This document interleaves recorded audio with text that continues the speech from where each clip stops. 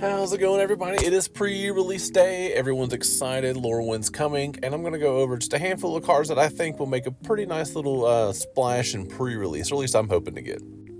So the first one are going to be lands because you need them to cast spells. I'm kidding. We're going to go with Kinscare's Century. 2 mana white, first strike lifelink. Whenever this creature attacks, you may put a creature card with mana value X or less from your hand onto the battlefield tapped and attacking, where X is the number of attacking creatures you control. If you're going to go wide, this is a great card. You can probably slot this in a lot of decks and just splash like 1 or 2 white mana, and you got a pretty nice card. This feels very good in like a tribal type deck, especially if you go like Kithkin, Goblin, Merfolk, Elf. Tons of tribal type stuff in this set.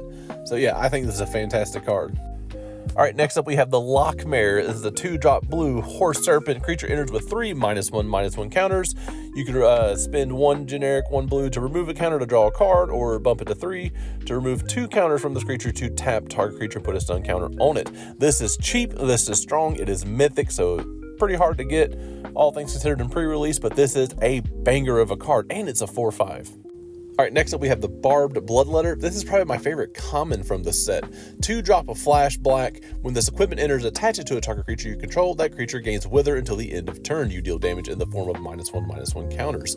And the equipped creature gets +1/+2. So if you can flash this in on someone who's like blocking, not only do you get the block, but you're also putting a -1 counter on someone. That's basically going to keep them like permanently debuffed. The Wither mechanic is so cool. I wish it was permanent, but then it would not be a common. I think this is a great card, and I'm hoping to get a few of them because I might just run Rakdos this time around. Speaking of Rakdos, you have this guy, the Boggart Cursecrafter. You have 1 black, 1 red Rakdos Goblin Warlock with Death Touch, and whenever another goblin you control dies, this creature deals 1 damage to each opponent. There's tons of goblins in this deck. This guy is not legendary, so you can have 4 of them on the field. Actually, I want to say you can have more in pre-release. But anyways, you can have a lot of them on the field. They're cheap to get out, and there's going to be a lot of -1 counters going out. So if you have this guy on the field and people are just knocking out your cheap goblins, boom, this guy's going to be hitting for damage. And speaking of that, you have Cinder Strike, another great common in my opinion. 1 cost red. As an additional cost to cast this spell, you may Blight 1, which is putting a -1/-1 on a creature you control. Deals 2 damage to target creature, but it deals 4 if that to a creature if you kicked it, or essentially kicked it. You know, the additional cost was paid. So you could use this, put the blight counter on, say, like a token or a creature you don't want anymore, let it die. You now have it bumped up to 4 damage, and you're getting that ping from the previous card we just showed. I think this is fantastic. All right, so next up we have Blossoming Defense, which this feels like a slightly lesser version of Snakeskin Veil in this set, but with the main difference being, instead of getting a +1 counter, you're getting a temporary +2/+2, but you're still getting the hexproof and still at instant, as well as it only costing 1 green.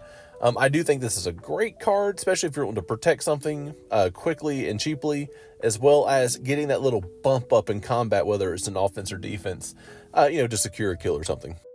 Last but not least, we have the Great Forest Druid, a 2-drop mana dork that initially I was kind of like, why would I want that? But then I realized it's 0/4. This is a great blocker, pretty cheap blocker that also has the utility to make mana if you need it. Overall, I think this is a fantastic card, and I will very likely slot it if I manage to get it and run a green type deck. So yeah, there's a handful of cards I'm really excited to use or hoping to get during pre-release. I will be doing probably both events today. My LGS here has one earlier in the day and then one in the evening.